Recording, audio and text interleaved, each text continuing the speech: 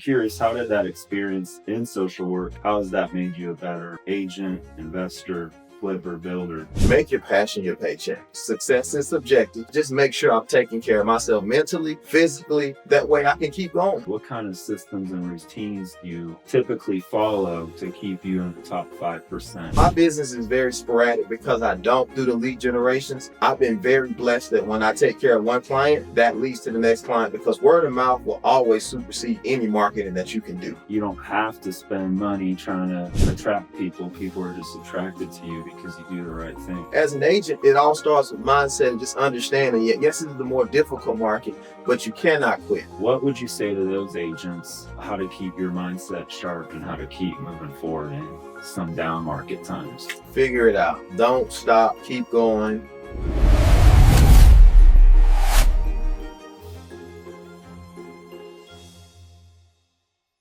Today on the Atlanta Agent Playbook podcast, I'm joined with Anthony Thomas, a top producing realtor licensed in both Georgia and Alabama, and a proud member of the Atlanta Realtors Association's top 5% club for units and volume. A real estate investor, builder, and flipper, Anthony's stories takes us from roots in Anniston, Alabama to the top ranks of Atlanta's real estate. With a background in social work and a philosophy built on integrity and advocacy, Anthony has built a thriving business that's as much about community as it is about closing deals. Anthony, welcome to the show, man. It's such a pleasure to be here. Thank you. Thank you. Social work. Let's start with that, man. Tell me how you shifted your career from social work to real estate. All right, it's a good question. So when I was an undergrad, I became an entrepreneur by accident. I went to a school and it was a big party school. And so we started I was attending the parties. And then by having chance, I got an opportunity to go and actually do one. Okay. And the party put up $1,500. The party made like $10,000 a week later. So that kind of got my antennas going. And I continued to go to grad school after I graduated. And obviously we were making pretty decent money to be in college. Mm-hmm. And started doing concerts with that. Lost a lot of money. And from that, I was doing all this while I was still being a social worker. My passion is helping people, but obviously social work is not a lot of money in that. I think I was making like $27,000 a year with a degree. Wow. With a degree. And so I knew that was not going to sustain me and my family. So I was juggling two things. I had this business going while I was running the nightclub, college night, and then also going to school at the same time, or actually in grad school, but also being a social worker. And I'm all about mentorship. So I got tied into some guys that were doing real estate and they were doing the concerts. And so I started losing a lot of money with the concerts. I decided I wanted to do real estate, and it's just been up since then. Wow. Mm-hmm. That's amazing. You don't really see that often. Right. You know, I talk to a lot of agents and many of them don't come from social work. They usually come from some kind of sales background. So I'm curious, how did that experience in social work, how has that made you a better agent, investor, flipper, builder? It's a great question. I take pride. Anyone that's a social worker, you don't go into it for the money, obviously. Mm-hmm. You go into it to help people. I've done it for 10 years, different agencies. I work with elderly and disabled towards the end. Mm-hmm. And so one thing you're taught in social work is confidentiality, privacy. Mm-hmm. And so I take pride in working with clients. You deal with divorces, just people who may have financial difficulties. I deal with some bankruptcies, foreclosures, things of that nature. And so I've been able to take those skills and bring them over into real estate to handle people during some difficult times, because it's not always just ideal situations when you're doing real estate. And so I just take pride in that confidentiality. You know that when you're working with me, your business is not out there, and because you're already dealing with a difficult time. Yeah, that's the main skill. That's admirable, man. It's not always just about the money. So it's real estate's a relationship business. It's about helping people at the end of the day. And I don't consider myself as a broker, like a salesperson. It's all about the connections and actually helping people. And if you provide value and help people, like that's how you're going to grow your business. And it sounds like you took getting into real estate so that you can have a bigger impact, because like you said, sometimes just purely getting into social work, you might not really make as much money and you are making an impact, but by getting into real estate, sounds like you're able to make a much bigger impact across your network. Absolutely. I've been blessed. I'm thankful. I have a couple of clients today. I actually left a client coming here, and it just was a good Friday for me. Of course, when you're in real estate, Friday means nothing. I Yeah. work tomorrow as well. But I just tell everybody, make your passion your paycheck. You know, success is subjective. We have different meanings of what that word means to us. But for me, it happiness has to be in there. Right. It's not just about the money. And if I ever get to the point where I don't enjoy real estate anymore, then I won't do it. Yeah. And so for me, I'm kind of an anomaly because most of the time you'll either have an agent that's locked in as an agent, or they're going to be locked in as an investor on the other side. I do both. And when I wake up, if I ever wake up one day and I decide I don't want to work with clients anymore, then I'll stop. Right. I'm 40 years old. I'll be 41 next week. And so the older you get, you understand the time is so important. It's far more important than the money. So what you do with your time is what I'm focusing on right now. Mm-hmm. There's a quote that really stood out to me that you said. You mentioned that integrity means more to you than any one deal. Mm-hmm. Can you tell me about a time where that was true? Well, oftentimes when you're working with clients, I work with a lot of first-time home buyers. They really are trusting you. A lot of them have no clue what's going on in the transaction. Right. So it's been times that I've lost deals because I knew that wasn't the right fit for the client. And oftentimes they would come back to me later because they say, hey, you know what? This guy could have sold me that property and went on about his business, but instead he did not do that. And then sometimes they don't come back. Sometimes they decide they don't want to buy at all because it's really challenging working with first-time home buyers. But as long as I know that I'm doing the right thing, that's what keeps me able to sleep at night, as opposed to just taking advantage of people. Because at the end of the day, a lot of them don't know anything about the business. Yeah. And so to me, integrity is doing the right thing when even not necessarily when people are not looking, but even when they don't know what's going on. And so for me, that's the key component too. And you know what happens more than once? It's like, yes, sometimes they might not end up buying, but I feel like most of the time they do, and they respect you and trust you. And even if they don't, they'll refer you to someone and say, hey, Benjamin or Anthony, that realtor didn't try to just sell me a house. They actually cared about my needs and what's important to me. And those values were aligned. So I think that's more important. It says a lot more about how you do business, and you have much more potential to grow because we know our reputation is everything. And Atlanta's smaller than most people think. So you burn one client, all of a sudden that word's going to spread. So absolutely. Awesome. Well, I want to shift now into kind of how you built your top producing business. And you mentioned, your wife, and then together, actually, you and your wife, is it Tiana? Yes. You were high school sweethearts, right? Yeah. And you're raising two daughters. I'm Ari and Amaya. Right. And you're all while trying to, you're a flipper, investor, realtor. I'm curious, like, how do you manage that balance between family and all of the businesses that you've got going on? Okay. What I'm about to say is not going to sound conventional. It's going to sound kind of backwards. Okay. Self-care is very important. I have to take care of me first. Yeah. I'm juggling a lot of things. I tell my wife all the time that her role is not any less important than mine, but we have different roles. And I'm an analogies guy. So what I like to say to her is, when you're on a plane, flight attendants get sick and you don't have any, that's going to be an uncomfortable flight. But you're still going to get to your destination.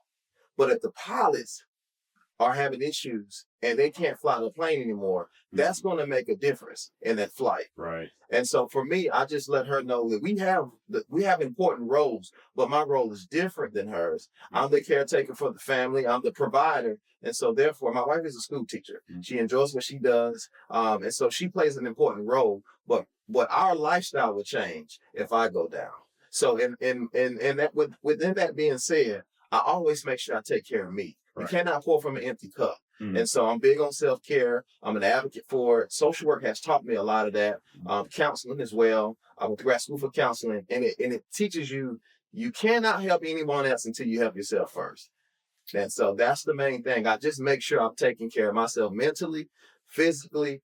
That way I can keep going. Yeah. Speaking of that pilot analogy, they literally tell you, right, in case of an emergency, Yes. put your mask on first Exactly. before you put it on the person next to you. So Absolutely. that's number one for me. That's something I've realized as well. And it's like I every morning, if I don't work out or if I don't take care of myself, I'm just rolling out of bed, going to work and taking care of someone else. Like it's a bad day. Yes. It's if I wake up, if I'm hitting the gym, if I'm taking a shower, hitting a cold plunge, whatever I've got to do, whatever my self care routine is, I have some of the best days after that. So I'm curious, what does that look like for you? What's your self care routine? Oh man, I'm glad you asked. Um, I will say I want to change how I do it. I'm a late guy. I go to Mm, the gym. I try to get there around 7 o'clock, 6 o'clock. The okay. gym closes at 11, and I'm actually there that long. But I'm not working out the entire time. For Hmm. me, it's therapeutic. So I'm going to hit the massage table, the little automated massage table, little Nice. cheesy Yeah. table there. I'm going to do the sauna for at least 30 minutes. So I also add that into my regimen. Um, I lost my mother at a younger age. She dealt with health issues young. Diabetes runs in that side of the family. All my aunts are diabetics. Some of my uncles. So I remember how hard it was trying to help my mother with her health issues. Yeah. And I just told someone, I went to the doctor yesterday, and I told someone this morning, one of my friends who I Mm, hold accountable with his health, um, that it is selfish for us not to take care of ourselves because I don't want to be a burden to my family. mm. So it's not just about taking care of me, it's about the long term of looking out and doing what's right for my family as well. I want to be here a long time. Yeah, absolutely. I feel like our generation's all about that. I don't know what it was. Maybe the previous generations were just, trying to stay alive, Yes. put food on the table, things like that. But I feel like our generation, a lot of the time, the top producers and people that want to be successful, like it's because they've got the mindset to live long and take care of themselves. Yes. So when it comes to your business, what are some of those like systems and routines that you have in place? Kind of like, for personal, you need the self care. For the business side, what kind of systems and routines do you typically follow to keep you in the top 5% business? Again, I think that's one of the things that I feel like I'm an anomaly. I don't even have a CRM. Okay. I've never had a CRM. And so for me, um, it's very primitive. I have in my phone all of Mhm. my clients that whether they're active or not, I save them as the top 9 in my phone and if I'm working with that number. Okay. And so that's one of the things that I do. And a lot of agents are always floored when I'm able to go speak at places because I don't have a CRM. I never wanted this business to feel like a job to me. Yeah. And so, of course, we're all the creatures of habit. Mm, And so, because I started out the wrong way, I'm not going to say that you shouldn't have. mhm. I should have better systems, rather. Right. So I don't do that. But I do what works for me, and that's the key. That's the thing that people have to understand. Mm, Stop trying to put all the agents in the same box yeah. and do what works for you. No, I don't get up at 5 in the morning. Mm, If I get up at 5 in the morning, something's wrong. yeah. And so for me, that's not who I am. And so I take pride in trying to show other people do it the way that it works for you. So that's pretty much it for me. I maintain, I contact with my clients, and I don't drop the ball when I'm working with someone, Mm, but I don't do a lot of cold calling as I should because for me, I want organic business. I don't want inorganic business because then it's harder to work with those clients because you're always having to coach them on how to trust you. right. As opposed to if they come to me through word of mouth, that person has already advocated for me and spoken on my behalf. And so that person's going to be more inclined to trust me. Mm, And so that's why I like to work my business this way. So my business is very sporadic. mm, I've had 12 closings in 1 month as an individual agent. And then of course I went to where I've had no closings right. on a stretch. So my business is very sporadic because I don't do the lead generations. I've been very blessed that when I take care of one client, that leads to the next client because word of mouth will always supersede any marketing that you can do. Yeah, I agree. I mean, I've been in the business as a realtor and broker for about 6 years. Right. It wasn't until recently that we even started to invest in like marketing and ad spend just because we wanted to grow more of a brokerage, right? Mhm. And support agents. But my wife and I, we built our business on just doing a good job for a friend, a colleague, and they refer you out. We didn't have to spend a dollar because people trusted us and they knew we were going to do a good job, and it wasn't that uphill battle of trying to build trust. So I respect that, man. Just Monday, I got a text from a client. He's a he was a SWAT police officer, and of course, law enforcement are very apprehensive on who they work with, Mm, and I understand. And so it took him a while to open up to me when we first started searching for houses. This is back in like 2018, and we remained friends since then. But he texted me. He's moved to another state since then. He texted me the other day something that was very personal, and he said, I consider you a friend," and it just made my day. yeah. But the funny thing about that transaction, when I sold him his house, we kind of worked with some shady agents. They took a water heater out of the house and replaced it with another one Really? that worked long enough just for us to go and do the walkthrough. It was a brand new water heater. It just wasn't adequate size for the house. And so that cost me about $1,500 because I went in and I replaced that water heater on his behalf. So yes, I lost money, but then when it came time to sell that house, he called me again, and now he's thinking about coming back. He's also referred me other people. So did I really lose? Yeah, And it goes back to just if you take care of your clients, they'll take care of you. man. That's powerful. I love how I love how you've been like you're just so intentional, and you can see like it's because of your journey Mhm. coming from social work, coming from caring about people. And I feel like you don't have to spend money trying to attract people. People are just attracted to you because you do the right thing. So Absolutely. that's awesome. I there's another quote, another phrase. It's not how you start, but how you finish. Yes. I hadn't heard that one before. What does that mean to you now? Oh, that's very powerful to me. It's very profound. Because with anything, sometimes we start out slow, or sometimes we may not start out the proper way. But if as long as you don't quit, if you Mhm. continue to refine your course, I read a lot of books, and one of the books that I recently read was from one of my fraternity brothers. I'm a proud member of Kappa Alpha Psi, by the way. Dr. Myron Rowe, who has a very impressive story. He was a Rhodes Scholar, but he's also a neurosurgeon. Mm. He just wrote a book and it was about 2%. So basically, in his book, it's talking about if every day you just strive to do 2% better than you did yesterday, it's inevitable that you will grow. And so that goes and ties back into what I said about it's not how you start, but how you finish, because oftentimes we may start the wrong way, get discouraged, and quit. And that's the key. If you just continue to refine what you're doing, you'll never be perfect, but you can definitely become proficient. I love that. Man, that's so good. Let's shift into some of your wealth building and some of your market mindset. One of the things that we preach at Motto is trying to help not just our clients, but also our agents build wealth through real estate. Okay. And it sounds like, that's something that you kind of hold the heart as well. And I'm curious, what advice to agents that might be scared about investing or might not have the right funds, or it's their first time taking their leap into investing so that they can achieve wealth through real estate as well? What advice would you give to those agents? That's a good question. It's the same advice that we're giving when we become agents. Don't try to do it alone. Mm, Get with someone who's already doing it and learn from them. It is pretty arrogant to jump into something that you've never done and mm, just try to figure it out on your own. You're going to deal with a lot of heartache, a lot of wasted time, and you're going to touch the stove and get burnt a lot before. I don't believe in touch. If I've already touched the stove, if I can share information with you, I'm not a gatekeeper. What's yeah. for me is for me, and what's for you is for you. So Mm, you're not my competition. It's enough for us all. I had an agent reach out to me yesterday on social media, and I talked to her because I had the time for about 30 minutes, mm, and we talked just about these things. So if we want to get into the investing side of things, it's plenty of us out here. yeah. Find someone that's doing it. They may even want to partner with you on a deal. Make it make sense for them. I always say with any business deal, it's a mutually beneficial situation. Mm, Oftentimes, people want to. The mistake that a lot of people make in any business transaction is they're able to express to you how it benefits them. mm. I lead with how it will benefit you, and I will show the mutual benefit there.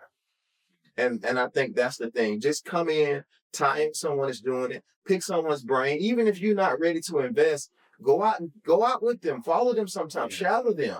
Be humble enough to know that you need help, and we all started somewhere. Mm-hmm. And that's the key. Just be humility. And I can always measure someone if they're serious or not when they want to have lunch with me, if they bring a notepad. Yeah. Take notes. Pay attention. Record. I'm paying attention to them to see what they're doing. Are they going to retain what I'm giving them? If I give you information and then the next time I see you, you ask me the same thing again, then I know you didn't retain it. And to me, that feels like I wasted my time. Yeah. I don't mind meeting with you again, but let's build on something else. I don't want to be going back to something that I've already covered. Yeah. And that's the key. Yeah. You want to give value, but at the end of the day, like, they've got to give some value in return, at least to show some interest or progress, or else for you just end up wasting your time. Absolutely. And the other thing I'll say is real estate's such a cutthroat industry sometimes when I talk to agents, but it really doesn't have to be.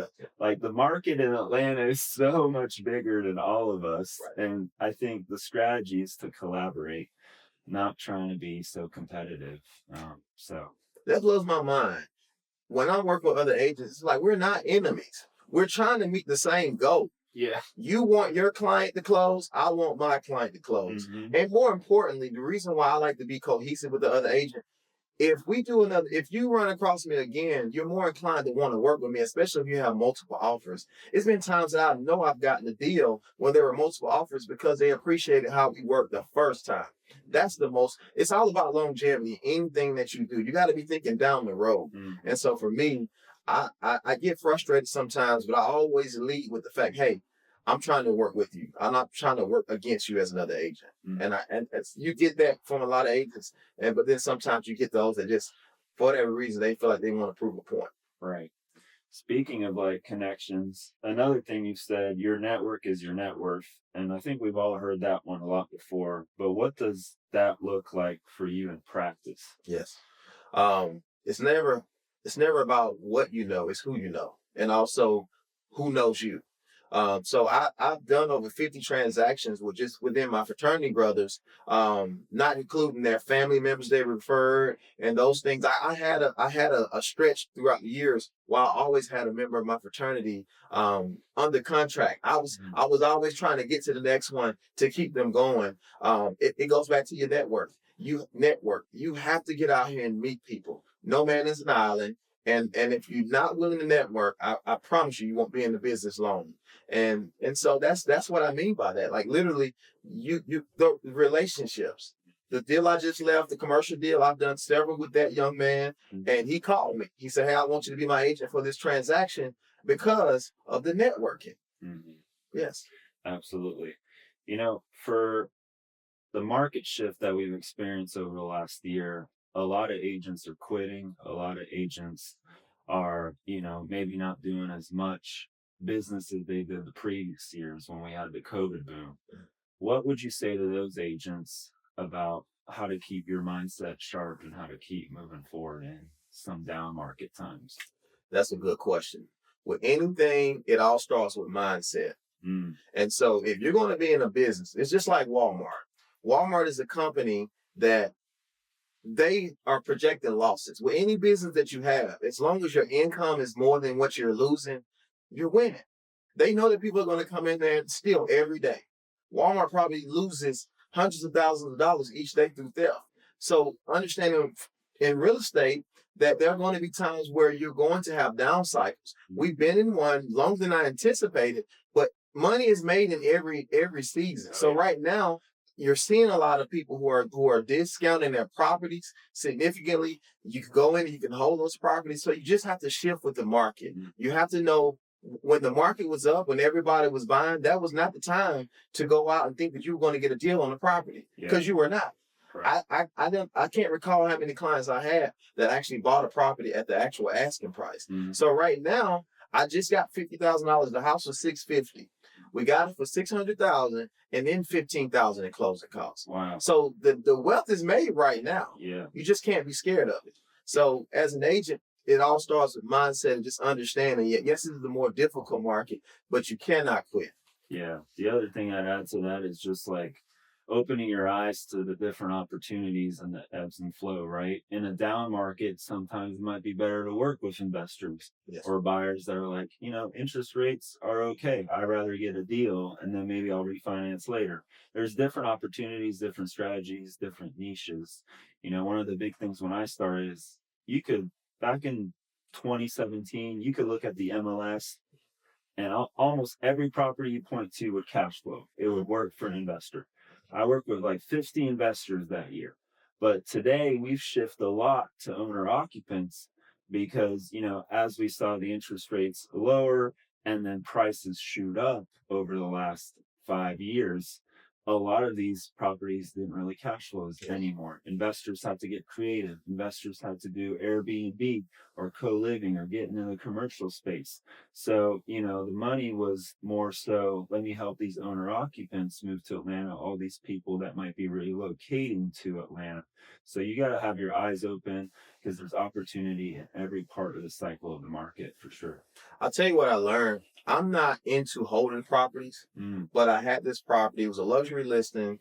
I was definitely trying to sell it. I was having a difficult time selling it.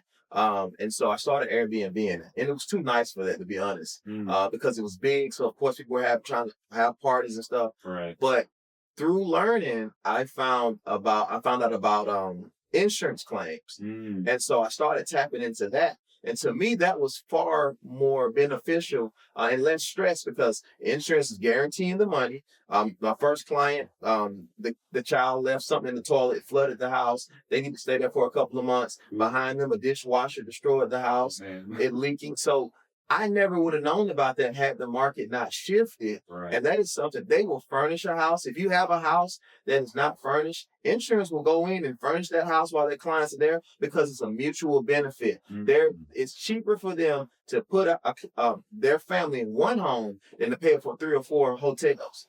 Could you imagine paying for 3 or 4 hotels in Buckhead? Yeah. For 4 or 5 months, how expensive that would be? And so it's a win-win. And so I learned about that through the shift in the market. Things like that will open your eyes to other opportunities.